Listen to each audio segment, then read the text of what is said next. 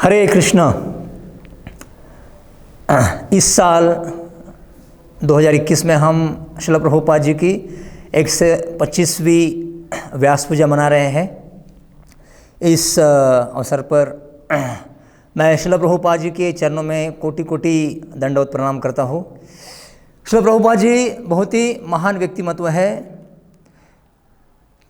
500 वर्ष पूर्व श्री चैतन्य महाप्रभु ने भविष्यवाणी की थी कि कृष्ण भावनामृत का प्रचार करने के लिए उनके एक सेनापति भक्त इस पृथ्वी पर अवतरित होंगे और पूरे विश्व में कृष्ण भावनामृत का प्रचार करेंगे। वे सेनापति भक्त श्रील प्रभुपाद जी है।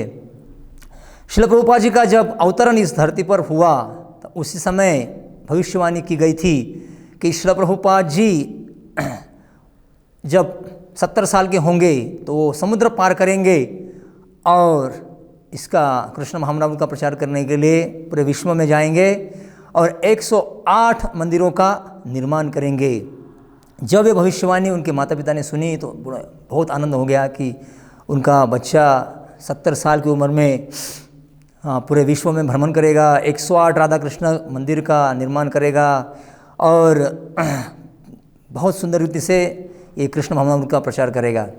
हम देखते हैं कि बचपन से ही श्रील प्रभुपाद जी का जीवन बड़ा अद्भुत है और उनके पिताजी बचपन से ही भगवान कृष्ण के शुद्ध भक्त थे। श्रील प्रभुपाद जी बोलते थे कि हम सुबह उठते थे, अपने पिताजी जब उनके बेल मतलब घंटी बजा रहे, भगवान की पूजा कर रहे, तो भगवान की पूजा करते समय घंटी बजा समय श्रील प्रभुपाद जी उठते थे और राधा कृष्ण का दर्शन करते थे। प्रभुपाद जी कलकत्ता में उनका अवतरण हुआ और उनके बाजू घर के बाजू में ही राधा कृष्ण का बहुत सुंदर मंदिर था।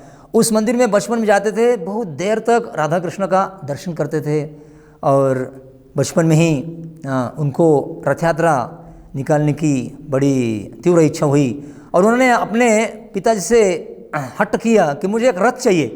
उनके पिताजी बोले मैं कहाँ से रथ लाऊंगा? बोले नहीं मुझे चाहिए। फिर उनके पिताजी रथ ढूंढने लग गए।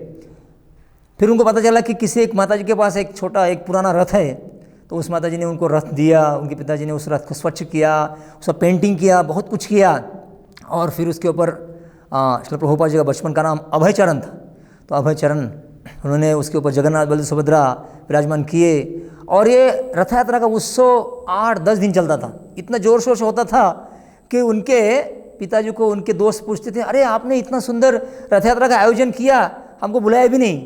तो उनके पिताजी बोलते थे, अरे तो मेरे बच्चे ने इसका आयोजन किया था। तो इस तरह बचपन से ही प्रभुपाद जी बड़े उत्साह के साथ रथ यात्रा का आयोजन करते थे और जब प्रभुपाद जी की पढ़ाई खत्म हुई तो उस समय वो गांधी जी के मूवमेंट में थे और गांधी जी से बड़े प्रेरित हुए थे और वो गांधी जी के आंदोलन में ही वो सम्मिलित होना चाहते थे। लेकिन जब उनकी पढ़ाई पूरी हुई तो उनको जगन्नाथपुरी जाने की इच्छा हुई और फिर वो अकेले ही जगन्नाथपुरी गए। वहाँ भगवान का बहुत सुंदर रीति से उन्होंने दर्शन किया, प्रार्थना किया, फिर वापस आए।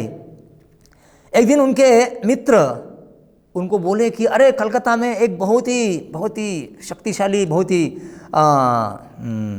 विद्वान और भगवान के शुद्ध भक्त श्रील भक्ति सिद्धांत सरस्वती ठाकुर इस कृष्ण भावनाओं का प्रचार कर रहे हैं, चलो हम उनको मिल के आते हैं। तो प्रभुपाद जी बोले कि मैंने ऐसे बहुत संत देखे हैं, वो तो ऐसा गिरोह वस्त्र पहनते हैं, साधु सन्यासी रहते हैं, लेकिन मुझे ज़्यादा उनसे प्रेरणा मिलती नहीं है, तो ठीक है मैं नहीं आऊँगा। लेकिन उनका मित्र बोला कि नहीं ये सन्यासी, ये साधु अलग ही है, ये विशेष है, आप चलिए।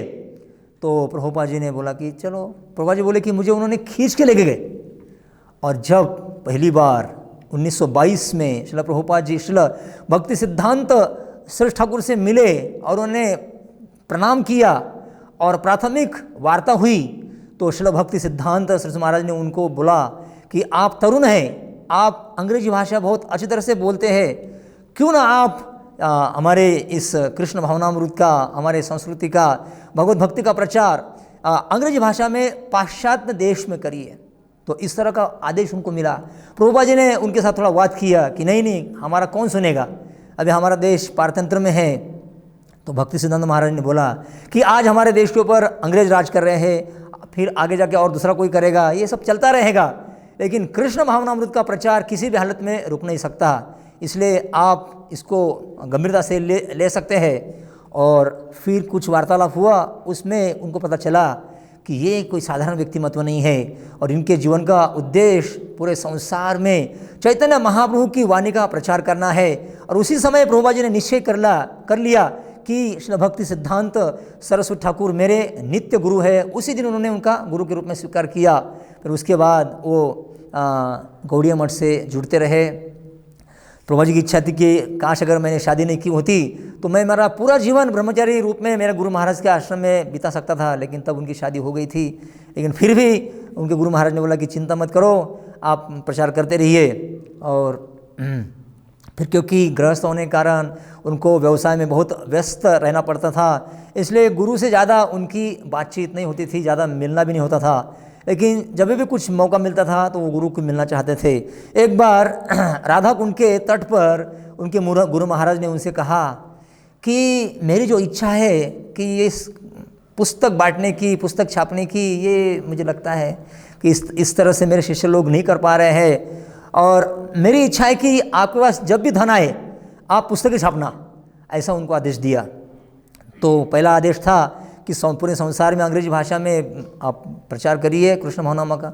और उसके बाद दूसरा आदेश उनको मिला कि जब भी आपके पास धन आए आप पुस्तक वितरण करिए।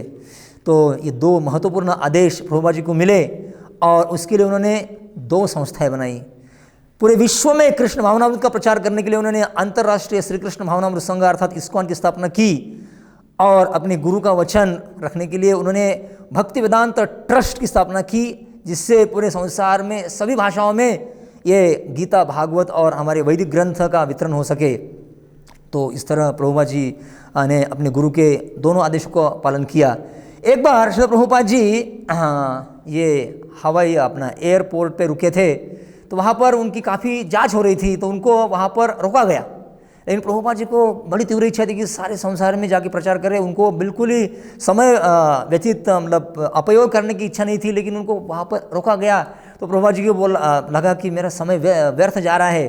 तो फिर निराश होकर प्रभुपाद जी ने उनके शिष्यों को कहा कि मैं तो इस जगत में आना नहीं चाहता था।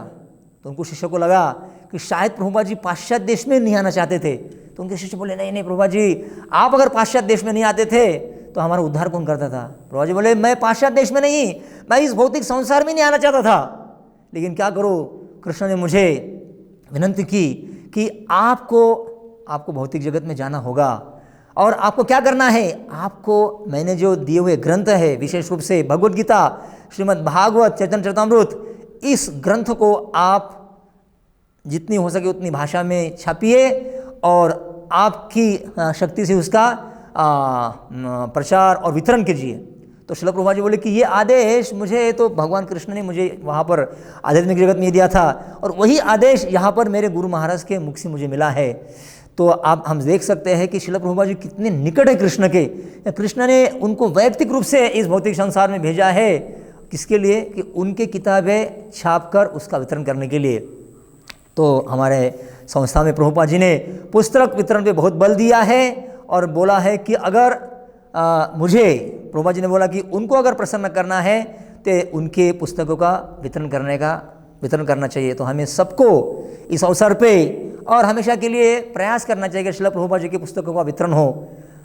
हाल ही हम लोग गांव में जाके बस में प्रभुपाद जी के पुस्तकों का वितरण कर रहे थे, तो गांव के लोग कितने उत्साह से प्रभुपाद जी ग्रंथ खरीदते हैं। तब हमको लगा कि इस पुस्तक इतने दिव्य पुस्तक है कि ये अपने आप ही अपने जो ग्राहक है या जो बद्ध जीव है उनको आकर्षित करते हैं। और जो व्यक्ति ने कभी प्रभुपाद जी का नाम भी सुना नहीं है, पहली बार किताबें देखा है, फिर भी ग्रंथ खरीदते हैं, तो कितना सौभाग्य है। तो प्रभुपाद जी कहते थे कि कोई मेरे गीता को स्पर्श भी करेगा तो उसके कई सारे पाप नष्ट हो जाएंगे, उसको भक्ति प्राप्त हो जाएंगी। तो हम अगर बाहर जाते हैं, प्रभुपाद जी की किताब दिखाते हैं, तो लोग ग्रंथों को स्पर्श करते हैं, उनकी भक्ति शुरू हो जाती है और सौभाग्यवश ग्रंथ खरीद कर पढ़ेंगे तो उनका जीवन बदल जाएगा और उनका भौतिक जीवन नष्ट हो जाएगा। तो श्रील प्रभुपाद जी हमेशा कहते थे कि हमारी संस्था केवल और केवल इस संसार को तारने वाली है। ISKCON is the only hope for the material world. तो ऐसे प्रभुपाद जी बहुत तीव्रता से बोलते थे कि ये संस्था का प्रचार प्रसार बढ़ना चाहिए। प्रभुपाद जी के ग्रंथों का वितरण होना चाहिए, ताकि संसार के लोग इसका बहुत ही बड़ी मात्रा में फ़ायदा उठाएंगे और उनका भौतिक जगत का दुख नष्ट हो जाएगा और वो आध्यात्मिक जगत में जाकर भगवान कृष्ण की नित्य सेवा करेंगे। तो ऐसे ही सेनापति भक्त श्रील प्रभुपाद की 125वीं अभी हम लोग व्यास पूजा मना रहे हैं, तो इसमें हमें बड़े उत्साह से भाग लेना है और श्रील प्रभुपाद जी को हमें सारे विश्व में एक प्रसिद्ध व्यक्तिमत्व बनाना है। श्रील प्रभुपाद की जय।